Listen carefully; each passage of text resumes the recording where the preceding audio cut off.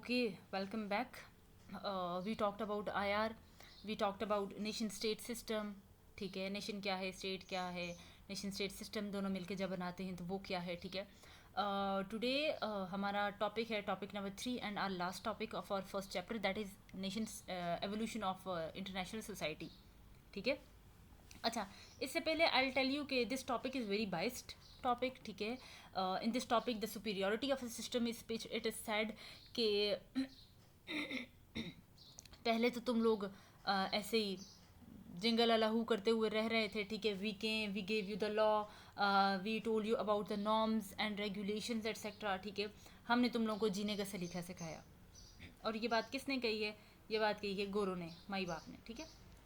अच्छा, international society से पहले I tell you what basically society. आपने सुना होगा words like Pakistani society, American society, Japanese society, Chinese society. ठीक है, तो व्हाट इज सोसाइटी? सोसाइटी में क्या होता है कि कुछ लोग होते हैं, ठीक है, ग्रुप ऑफ पीपल. वो क्या हैं जी? साथ रह रहे हैं. अगर साथ रह रहे हैं तो इनका क्या है जी? उनके आपस में सोशल इंटरेक्शन होती है, इंटरेक्ट करते हैं, वो बातचीत होती है, उनके आपस में बॉन्ड्स एंड रिलेशंस बनते हैं. ठीक है, वो एक सेम टेरिटरी के ऊपर रह रहे हैं and they are governed by same political authority या फिर गवर्नमेंट एट्सेट्रा. डेफिनेशन की तरफ आए. Society is a group of individuals, पहली बात, that are involve in persistent social interaction. उनके आपस में इंटरेक्शन हो रही है. ठीक है, और a large social group sharing the same spatial और सोशल टेरिटरी. स्पेशल स्पेस को कहते हैं, ठीक है, जगह. Okay, they are typically subject to the same political authority, वही बात आ गई, and dominant social expectations. Society है, इंडिविजुअल्स हैं, साथ रह रहे हैं, जगह पे रह रहे हैं. ठीक है, उनके आपस में सोशल इंटरेक्शंस हो रही हैं. ठीक है, और वो किसी पॉलिटिकल अथॉरिटी के अंडर हैं and they share some culture with each other. That is what, that is society. ठीक है. इसी तरह जो है वो एक नेशनल सोसाइटी, नेशनल लेवल पे जो अगर सोसाइटी होगी, पाकिस्तानी सोसाइटी हम कहते हैं. ठीक है, तो इस तरह एक होती है इंटरनेशनल लेवल के ऊपर सोसाइटी, जिसकी हम इस टॉपिक में बात करने वाले हैं. ठीक है. अच्छा, जनरल कॉन्सेप्ट में आपको बताऊं कि यहाँ पर जब इंटरनेशनल सोसाइटी का वर्ड यूज़ हुआ है ना, ठीक है, तो उससे मुराद क्या है? उससे मुराद है the community of world states. World की स्टेट्स जब आपस में मिलती हैं, देखो सोसाइटी क्या है, किसके बारे में हमने बात किया? पहले हमने इंडिविजुअल की एग्जांपल दी. ठीक है, कि इंडिविजुअल मिलते हैं. इसी तरह क्या होगा इंटरनेशनल सोसाइटी में? हम किसको मिलाएंगे? स्टेट्स को मिलाएंगे, और उस स्टेट्स के अंदर इंडिविजुअल्स रह रहे हैं ना. ठीक है, तो हम किस बारे में बात करेंगे? वर्ल्ड स्टेट्स के. That is what the community of world states that are gathered. Okay, let me mark this. ठीक है, सबसे पहले क्या है? Community of world states that are gathered under an agenda. ठीक है, यानी कि वो आपस में मिल के काम करेंगी किसके ऊपर? एक सेम एजेंडा के ऊपर. अब ये एजेंडा क्या होगा? उनके कुछ गोल्स होंगे. ठीक है, किसी चीज़ के बारे में वो मिल के काम करना चाह रहे होंगे, कोई पर्पज़ जो है वो अचीव करना चाह रहे होंगे. ठीक है, या फिर वो किसी थ्रेट को डेटर करना चाह रहे होंगे. ठीक है, this community of world states, ठीक है, they are gathering for what? For a common purpose, gathered under an agenda. ठीक है, that may be in the shape of international law at a universal organization in order to sort out the ways for achieving common goals and averting common threats, thus primarily fulfilling the aim of what? Aim of a peaceful world, to attain peace, to avoid threats, to deter threats. ठीक हो गया. अच्छा, definition international society की जो है वो करने की कोशिश की है द पर्सन, उनका नाम है Hedley Bull, in his book 1977. Book का नाम है the anarchical society colon a study of order in world politics is. ठीक है, डिफाइन करने की वो कोशिश करते हैं. वो कहते हैं कि it is what? International society is a group of states. ठीक है, पहले हमने किसकी बात की थी? ग्रुप ऑफ इंडिविजुअल्स की बात की थी. तो यहाँ पे हम क्या बोलेंगे? This is what a group of states. फिर हमने कहा था कि इंडिविजुअल्स क्या करते हैं? आपस में इंटरेक्ट करते हैं. तो यहाँ पे भी क्या होगा कि स्टेट्स क्या करेंगी? आपस में इंटरेक्ट करेंगे. ठीक है, लेकिन यहाँ पर क्या है कि जब हमने ये पीछे इंटरनेशनल लॉ की बात की थी ना, ठीक है, that may be in the shape of international law. So yes, these states, they are bounded by certain rules and norms. ठीक है, दिस नॉर्म गवर्न रिलेशनशिप जो कि स्टेट्स का एक दूसरे के साथ है, ठीक है, this norm govern relationship whose members accept that they have at least limited responsibilities towards another and towards society as a whole. ठीक है, जब दिस नॉर्म्स गवर्न रिलेशनशिप, जब आप लॉज को फॉलो करते हैं ना, then you come to know कि okay, I have some responsibilities towards the state, towards the community, and then in turn these both have some responsibilities towards me as well. सही, this is not difficult, बिल्कुल भी परेशान होने की ज़रूरत नहीं है. इंडिविजुअल सोसाइटी को लेके सोचो, ठीक है, लोगों की सोसाइटी को, पीपल को, एंड देन उसकी जगह, पीपल की जगह जहाँ जहाँ पीपल को रखा है उसको हटा के स्टेट से रिमूव करो. ठीक है, स्टेट्स को वहाँ पे ला के फिर आपको सोचो ओके, इंडिविजुअल सोसाइटी जिस तरह बनी है इसी तरह international society, society of states भी है. जैसे इंडिविजुअल्स मिल के काम करते हैं किसी एक मसले के लिए, इसी तरह स्टेट्स भी किसी एक मसले के लिए मिल के काम करती हैं. ठीक है, अच्छा, द प्रिंसिपल्स एंड इंस्टीट्यूशंस, ठीक है, some of the principles are mention. ठीक है, international society is found to have some principles, that is सबसे पहले क्या है जी, sovereign equality of all states, सारी की सारी स्टेट्स बराबर होंगी. ठीक है, अगर वहाँ पे लॉज की बात आ गई है तो लॉ के नज़दीक सबसे पहली बात यही आ गई कि सारी की सारी स्टेट्स बराबर है. And then they will work together, हमने कहा था. ठीक है, they will come, they will work together, they will collaborate. तो इसका मतलब ये हुआ कि सारे के सारे विलिंगली आ रहे हैं, तो इंटरवेंशन की ज़रूरत नहीं है. So this there is what, there is a principle of non interventionism. ठीक है, इसी तरह कुछ इंस्टीट्यूशंस भी हैं इंटरनेशनल सोसाइटी के. सबसे पहला क्या है, डिप्लोमेसी. यस, डिप्लोमेसी हमने बात हम करके आए हैं. Diplomacy is what, this is the art of negotiation, table talks, treaties, agreement states आपस में करेंगी. स्टेट्स क्या करेंगी, इंटरनेशनल लॉ को फॉलो करेंगी. ठीक है, the institution of international law, जाहिर सी बात है नॉर्म्स वहाँ से आ रही हैं. ठीक है, रूल्स एंड रेगुलेशंस वहाँ से आ रही हैं. So this is this is very basic and this is very much important. ठीक है, and the third institution is what, that is balance of power. अच्छा, बैलेंस ऑफ पावर का एक पूरे के पूरा कॉन्सेप्ट है. ये भी हमारे आई गेस पार्ट 1 में ही आता है. यस, पार्ट 1 में ही आता है, फॉरेन पॉलिसीज़ वगैरह के साथ. ठीक है, तो बैलेंस ऑफ पावर जो है वो इसका बेसिकली कॉन्सेप्ट क्या है, that is you have to divide power equally, ताकि state, for example state A है और स्टेट बी है, तो इनके दरमियान में एक बैलेंस मेंटेन हो जाए. ठीक है, या फिर स्टेट्स क्या करती हैं, बैलेंस ऑफ पावर करने की कोशिश करती हैं. ठीक है, अपनी पावर को दूसरी स्टेट की पावर के साथ इक्वलाइज करने की कोशिश करती हैं.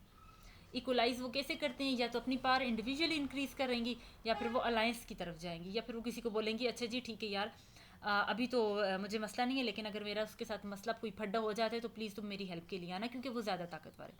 सो that's how you go towards balance of power. अच्छा, there are certain elements that shape the international system. अच्छा, ये जहाँ पे मैंने IS लिखा हुआ है ना, तो ये इंटरनेशनल सिस्टम है. ठीक है, ज़रा थोड़ा मैंने डंडी मारी हुई है. ठीक है, शॉर्टकट किया हुआ है. अच्छा, what are the elements that shape the international society. ठीक है, सबसे पहला क्या है, number 1 is nation state. Nation state हम पढ़ के आए हैं, नेशन क्या है, स्टेट क्या है. ठीक है, आई डोंट थिंक कि मुझे एक पूरे सेपरेट लेक्चर के बाद इस चीज़ की डेप्थ में जाने की ज़रूरत है. Then the second thing is international organizations. Yes, international organization do shape international society. International law, yes, हम बात करके आ चुके हैं. ठीक है, कॉमन एजेंडा अब उनका क्या होगा कि किसी भी एक ऑब्जेक्टिव को करना है, अटेन करना है. फॉर एग्जांपल आजकल ये इंटरनेशनल सोसाइटी, ये लोग गैदर होते हैं किस लिए, क्लाइमेट चेंज को करने के लिए, टैकल करने के लिए. ठीक है, ये कॉन्फ्रेंस ऑफ पार्टीज़ इनकी होती हैं, कॉप्स, COPS, कॉप्स कहते हैं इनको. ठीक है, तो ये होती हैं, इनकी कॉन्फ्रेंसेज होती हैं. ये किस लिए होती हैं, फॉर कॉमन एजेंडा. और कॉमन एजेंडा इनका जो है वो आजकल जो मेनली है वो क्या चल रहा है, वो है कि क्लाइमेट चेंज से कैसे टैकल किया जाए. ठीक है, and then the last one is that is the aims for war and peace. ठीक है, that is how to avoid the war and how to achieve peace. ठीक है, इटर्नल पीस जो है वो कैसे अटेन किया जाए, इस बारे में. Origin and evolution of international society. Yes, this topic, ये वाला जो पार्ट है इस टॉपिक का, ठीक है। सबसे पहले इसमें क्या आ जाता है, that is nation state system, बात कर रहे हैं डिटेल में, ठीक है। और नेशन स्टेट सिस्टम से हमें दोबारा से ट्रीटी ऑफ वेस्टफेलिया कैसे वहाँ से निकला और देखने को मिला, वो भी हम बात कर रहे हैं, ठीक है। द नेक्स्ट वन इज़, या फिर the third one is, that is world war one. अब वर्ल्ड वार वन होती है कब, किस टाइम पे होती है जी, 1914 से लेकर कब तक, 18 तक, ठीक है। 1914 से लेकर 1918 तक, ये तकरीबन 4 एक साल का इस तरह का एरा बनता है, इसमें वर्ल्ड वार वन होती है, ठीक है।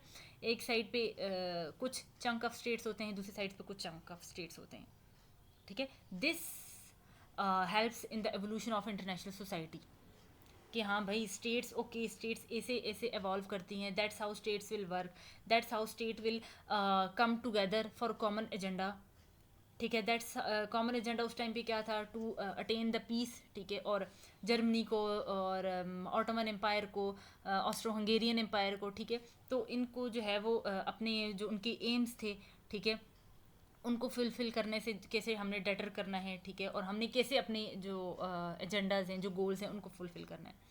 The next one was league of nation. League of nation बनती है जी 1919 में, ठीक है।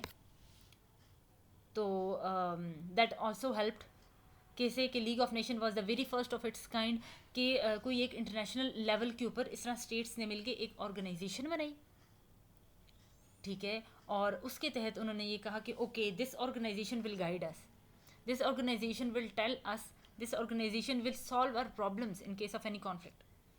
लेकिन वो फेल हो जाती है, एंड देन क्या होता है जी, वर्ल्ड वार टू होती है, ठीक है। वर्ल्ड वार टू होती है 39 से लेकर 45 तक, ठीक है। और फिर उसके एंड में, ठीक है, यूनाइटेड नेशंस बनती है 1946 में, 45-46 में, ठीक है, यूनाइटेड नेशंस बनती है। एंड देन स्टेट्स को जो है वो अपने गोल्स अचीव करने के लिए एक नया प्लेटफॉर्म मिल जाता है, स्टेट्स के गोल्स भी एक्सपैंड हो जाते हैं। पहले अगर वो सिर्फ पीस था, तो अभी वो इकोनॉमिक स्टेबिलिटी भी है, ठीक है, अभी वो वेलफेयर भी है। So that's how states, the international society evolve, ठीक है, इट इमर्ज्ड। और फिर states, okay states come to know कि हाँ भाई ठीक है, ऐसे ऐसे इन प्रोसेस से होते हुए अब हम किस लेवल पे आ चुके हैं, अब हम यूनाइटेड नेशंस के लेवल पर आ चुके हैं कि हम साथ मिलकर बैठेंगे, ठीक है। We will go and achieve our common goals, we will go use this platform and we will try to avoid the conflicts, we will try to deter the threats. अच्छा, इसके बाद है हमारा the rationale of evolution of international society. What is the rationale behind the evolution of international society, why international society जो है वो ज़रूरत क्यों थी आने की या करने की, लाने की, ठीक है। International society stands for the relations between politically organized, ठीक है, ओके। सबसे पहली क्या बात आ गई, relations between politically organized human grouping. Yes, human grouping है, उसको हमने क्या किया है, पॉलिटिकली ऑर्गेनाइज किया है। जब ह्यूमन ग्रुप्स पॉलिटिकली ऑर्गेनाइज हो जाते हैं, ठीक है, और उनको टेरिटरी वगैरह मिलती है, ठीक है, इंडिपेंडेंस मिलती है, तो वो क्या बन जाते हैं, दे मेक अ स्टेट।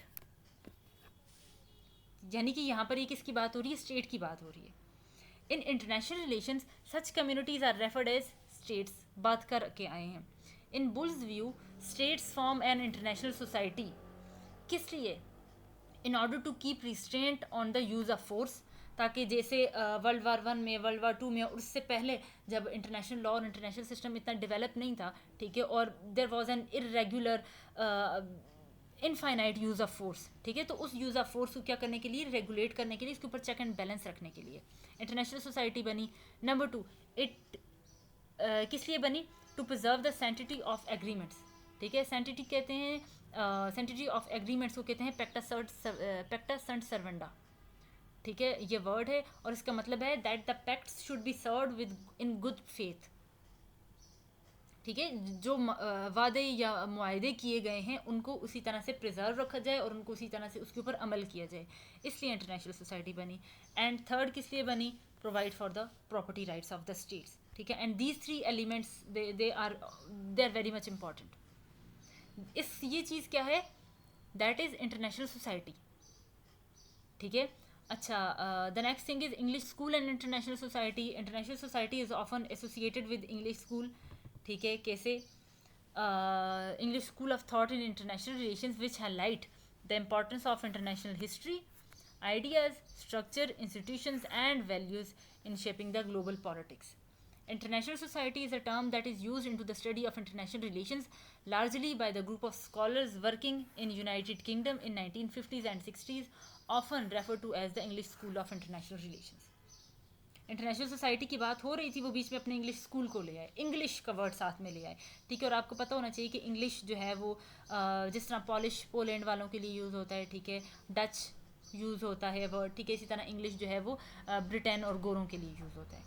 तो दैट्स इस तरह से उन्होंने क्या कर दिया, इस कॉन्सेप्ट को फैब्रिकेट करके अपने साइड पे ले गए, ठीक है, कि जब भी इंग्लिश स्कूल इंटरनेशनल सोसाइटी की बात होगी, साथ में इंग्लिश स्कूल की बात होगी, ठीक है, कि ओके वी डिड दिस, सही।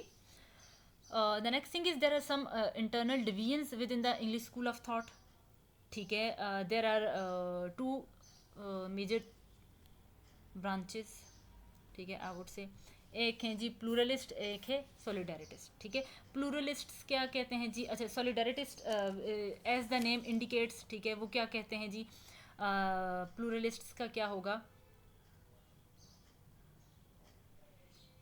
आपने किस साइड पे जाना है, आपने इंडिविजुअलिटी की तरफ जाना है। लेकिन सॉलिडारिटिस्ट क्या कहते हैं कि सॉलिडारिटी का क्या मतलब है, एक दूसरे के साथ मिलकर चलना, कलेक्टिविटी की तरफ जाना, ठीक है। प्लूरलिस्ट कहते हैं कि okay there are more chances of independence, there are more chances of betterment जब आप स्टेट्स को इंडिपेंडेंटली वर्क करने दोगे।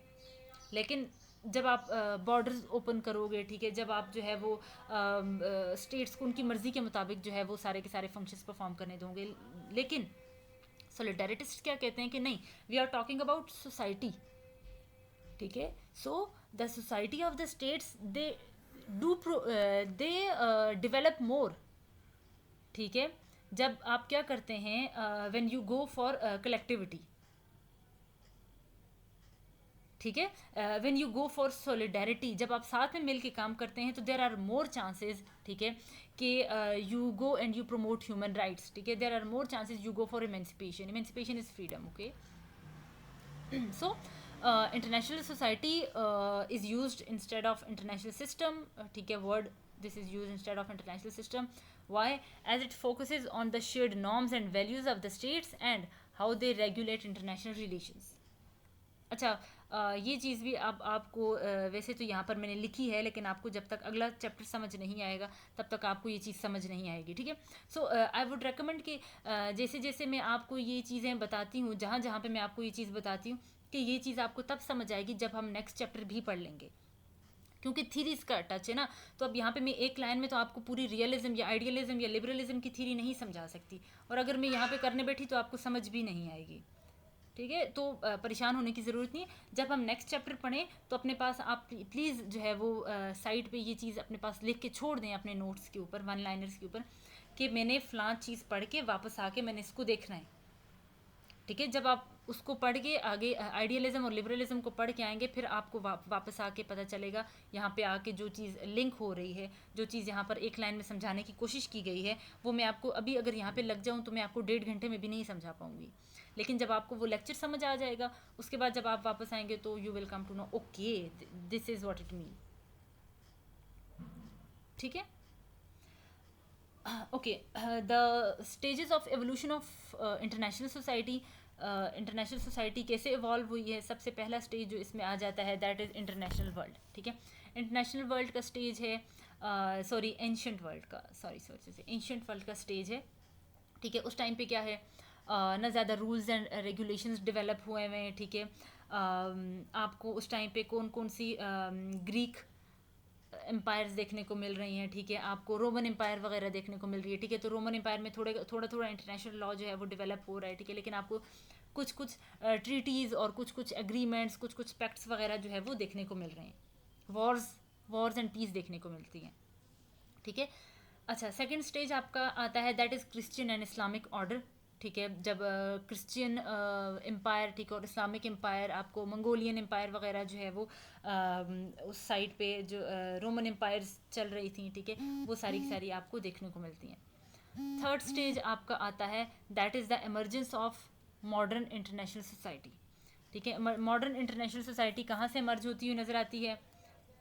पीस ऑफ वेस्टफेलिया से मर्ज होती हुई आपको मॉडर्न इंटरनेशनल सोसाइटी नज़र आती है, ठीक है। आप ना इसको नेशन स्टेट सिस्टम भी कहते हैं और इसको मॉडर्न स्टेट सिस्टम भी कहते हैं, या फिर मॉडर्न नेशन स्टेट सिस्टम भी कहते हैं, ठीक है। नेशन स्टेट सिस्टम या ये जो सिस्टम पीस ऑफ वेस्टफेलिया के बाद से मर्ज होता है।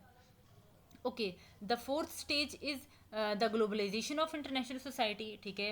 ग्लोबलाइज होती है, और ग्लोबलाइजेशन ये वाला जो फेज़ है ये आपको कहाँ से नज़र आता है? ये आपको 19th century, 20th century, 21st century, ठीक है, ये यहाँ से आपको 19th century onwards globalization of international society या फिर फोर्थ स्टेज आपको वहाँ से इवॉल्व होता हुआ नज़र आता है, ठीक है। तो इन सर्टन स्टेजेस में इंटरनेशनल सोसाइटी इवॉल्व हुई है। The phases of evolution of modern international society, yes, cases सबसे पहले हमें देखने को मिलता है, that is from Napoleonic Wars. अच्छा, एक बंदा था फ्रांस का, उसका नाम था नेपोलियन बोनापार्ट, ठीक है। 1979 से लेकर, नहीं सॉरी 99 है आई थिंक कि 79 था, आप इसको देखिएगा, ठीक है। 1799 से लेकर 1815 तक इस बंदे ने, फ्रांस का ये था, ठीक है। He launched series of war with the European states, ठीक है, और आखिर में ये वॉर्स ख़त्म होती हैं 1815 में, ठीक है। तब भी जो है वो पीस पैक्ट साइन हुआ था जिसको हम कॉन्सर्ट ऑफ यूरोप कहते हैं, ठीक है। ये स्टेज हमें देखने को मिलता है, ठीक है, फेज़। अगला फेज़ हमें लीग ऑफ नेशंस देखने को मिलता है। अगला फेज़ हमें यूनाइटेड नेशंस की इस्टेब्लिशमेंट देखने को मिलती है। कोल्ड वॉर एरा देखने को मिलता है, ठीक है। And then at the cold war era के साथ और उसके बाद में हमें सिस्टम्स और इंस्टीट्यूशंस वगैरह जो वेरियस हैं, ठीक है, वेरियस पर्पजेज़ के लिए ब्रिटेन वुड इंस्टीट्यूशंस हैं, ठीक है, बाकी जो organisations and rules and norms वगैरह, ठीक है, बनते हैं, उनका एवोल्यूशन हमें इंटरनेशनल सोसाइटी में देखने को मिलता है with this. So that was all. इसके बाद यहाँ पर ये मैंने फर्दर रीडिंग के लिए लगाया हुआ है, ठीक है, आप इसको ज़रूर देखिएगा। वैसे ये टॉपिक इतना मुश्किल नहीं है कि जब ये आपको सिर्फ इसलिए मुश्किल लग रहा होगा कि आप इसको सोच रहे होंगे कि इंटरनेशनल सोसाइटी क्या है, ये तो स्टेट्स की बात हो रही है, ऐसे हो रहा है वैसे हो रहा है। लेकिन जब आप पहले ह्यूमन सोसाइटी को सोचेंगे कि okay this is human society, और फिर आप उसको एक कॉन्सेप्ट को ला के अप्लाई कर देंगे स्टेट्स के ऊपर, ठीक है। पहले ह्यूमंस के बारे में सोचें, उसी को उठा के आप ला के अप्लाई कर दें स्टेट्स के ऊपर, तो फिर ये चीज़ आपको मुश्किल नहीं लगेगी, ठीक है। तो हमने क्या पढ़ा, सोसाइटी क्या है, ठीक है, इंटरनेशनल सोसाइटी क्या है, इंटरनेशनल सोसाइटी कहाँ से आई है, कैसे इवॉल्व होती हुई आई है, ठीक है, उसके स्टेजेस हमने पढ़े, first stage, second, third, fourth, हमने फेजेस पढ़े हैं, ठीक है। और देन हमने पढ़ा कि इंग्लिश स्कूल क्या है, एंड देन हमने साथ में उसकी जो इंटरनल डिवीजन्स हैं, ठीक है, प्लूरलिस्ट एंड सॉलिडारिटिस्ट, ठीक है, उनके बारे में पढ़ा। That was all for our first chapter. I hope आपको ये चीज़ समझ आई हो। अगर नहीं समझ आई, जहाँ से जो चीज़ आपको नहीं समझ आती आप उसको रिपीट कीजिए, देखिए फर्दर रीडिंग में भी आपको अगर चीज़ वो नहीं समझ आती आप साइड पे लिख लें। जब हमारे लाइव सेशंस होंगे तो इसी तरह I will be guiding you, तो जो आपको वहाँ से चीज़ नहीं समझ आई होगी तो फिर मैं वो चीज़ वहाँ पे आपको एक्सप्लेन कर दूँगी, समझा दूँगी, ठीक है। That's it. फर्स्ट चैप्टर जो है वो काफ़ी बोरिंग था, ड्राई था, लेकिन जब हम नेक्स्ट चैप्टर स्टार्ट करेंगे और हम रियलिज्म पे और हम थीरीज पे आएंगे तो you will come to know कि ओके मेन आईआर तो ये चीज़ है। फर्स्ट चैप्टर तो ऐसे ही होता है, ठीक है। बोरिंग था, ड्राई था, लेकिन at the end of the day obviously आपको पढ़ना तो पड़ेगा ना। अगर सब्जेक्ट ऑप्ट किया है, ठीक है, अगर पोल साइंस के रटे नहीं मारने और कंप्यूटर्स में और इकोनॉमिक्स और उसमें बाकी केमिस्ट्री वगैरह में फ़ेल होके नहीं आना, तो फिर आपको आईआर ऑप्ट करनी पड़ेगी। अगर तो करंट अफेयर्स ठीक करना है, करंट अफेयर्स में सही सही आपने जाके अपने कॉन्सेप्ट्स अप्लाई करके आने हैं ना, तो आईआर तो ज़्यादा अच्छी समझनी ही पड़ेगी, ठीक है। तो परेशान होने की ज़रूरत नहीं है। अच्छा कि ये तो इतने भारी भारी अल्फाज हैं, ठीक है, डोमिनेंसी और हिजमनी और this and that and no, ज़रा भी मसला नहीं है। आपको फ़र्स्ट टाइम मसला होगा, लेकिन अब आप जब आप एक ही लेक्चर को दूसरी मरतबा सुनेंगे तो आपको लगेगा ओके ये तो बड़ा आसान है, और आईआर तो है ही बड़ा आसान और जानू, ठीक है।